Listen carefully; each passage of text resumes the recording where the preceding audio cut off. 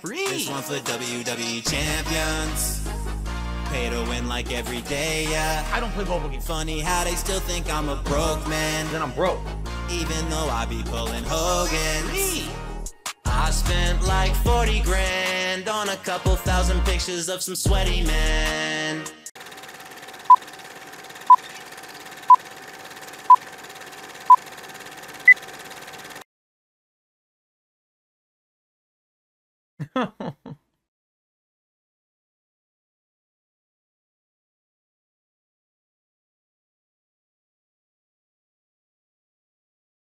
Can I?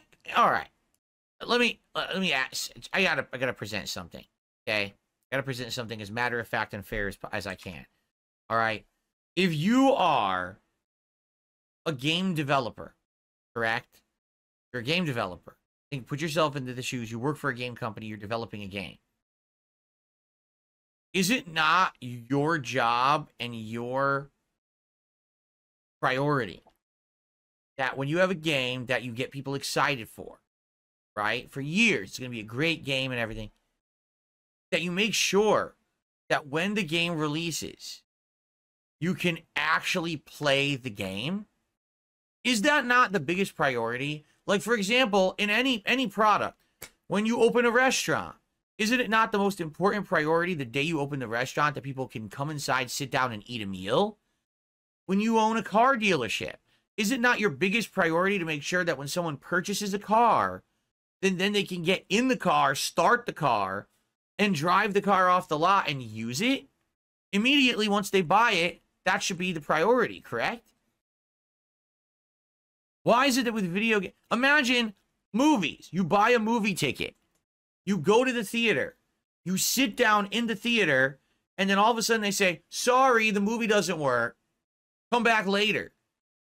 No, I'm here now. I paid for my ticket now. I want the movie, goddammit. If you don't give it to me, I'm going to go to the food court. I'm going to take one of those foot-long hot dogs, and I'm going to shove it right up. Excuse me. I got a little worked up. But you know what I'm saying? Like, any other business, the whole priority is that you pay and you get what you paid for. Why is it that with video games particularly, okay, you buy the game, and then you don't get what you paid for, and we all just accept it as a part of the cycle, right? I don't understand this. Any other medium, any other product you buy, it's like, okay, I get what I paid for when I paid for it. That's the deal. I give you monetary compensation.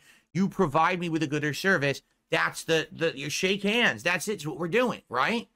But video games, it's like, I provide you money. You then randomly gamble on if you're getting something for it. I mean, eventually, maybe like a few days, a week, a month, 6 months down the line, you'll actually get what you were promised at the time of the original transaction.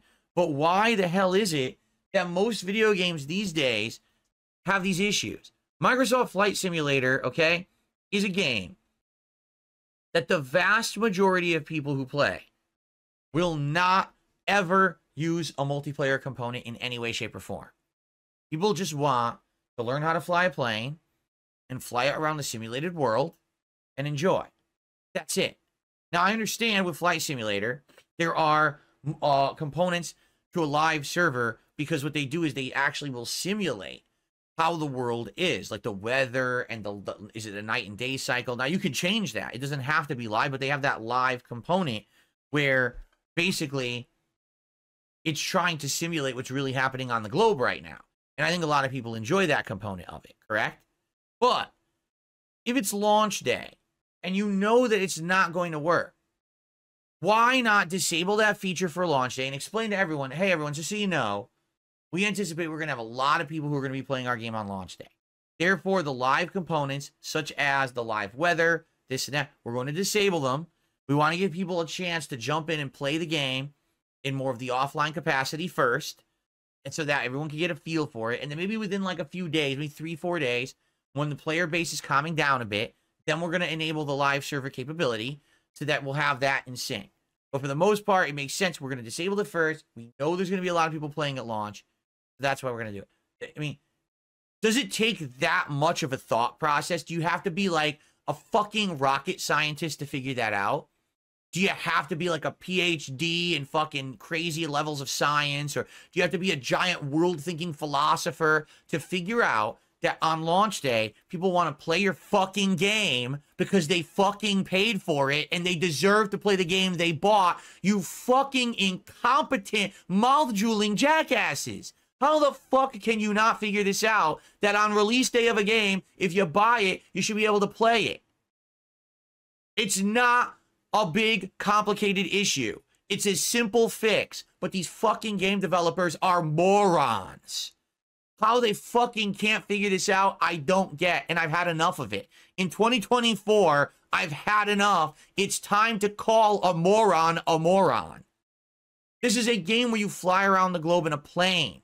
This is not Call of Duty where you have to shoot people in a multiplayer setting. It should work right now. Like this very fucking moment, I should be flying in a plane, not sitting in a stupid goddamn queue because these incompetent fucking nerds don't know how to make a video game.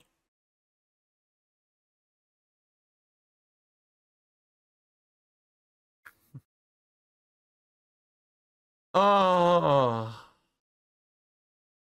And the thing is, it's not that they don't have a track record of this happening. They don't. It's not like, oh, this is the first time.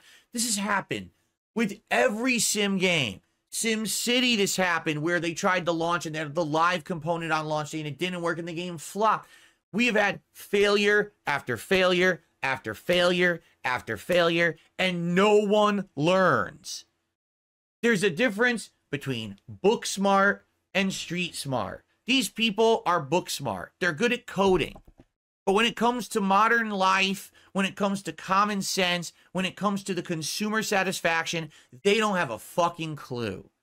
How the hell they didn't figure out that this game wasn't going to work on launch day because there's a worldwide sim component of syncing with Earth that everyone's going to want to play once. I mean, duh, duh, duh.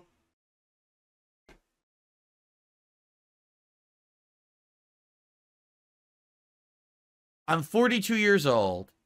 My patience is wearing very thin with this shit. And to be quite frank, I'm happy it's on Game Pass, because if I had paid $70 plus tax for this, and this is what I got on launch day, I probably would have tried to refund it. I mean, this is stupid. This is dumbest level of intelligence. How the fuck do you not know that this was going to happen on launch day? The only thing I can think of is the people who are in charge of these projects don't care. In their mind, they're like, you know what? We're going to get everyone's money, so we don't give a shit if it works or not at launch. We just don't care, right? We're going to make our money regardless. And we know that in a few days, people will get frustrated of trying to play it and just back out and not play it. And then enough people will be able to trickle in and play it slowly, and then everything will be fine. Yo, forget the fact that the initial customer experience is absolutely atrociously awful. But I think as an industry, we need to stop actually giving these people a pass.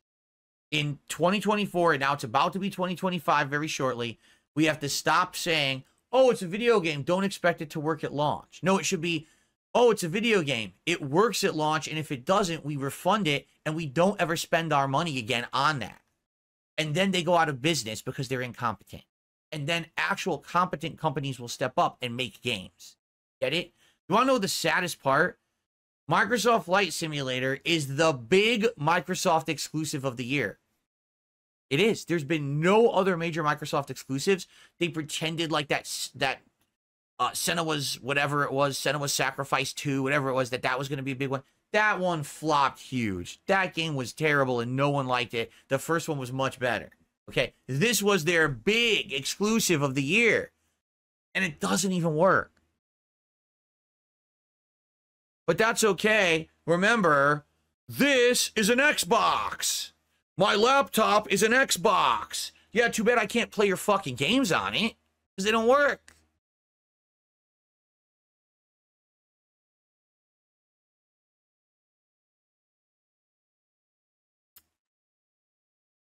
All right.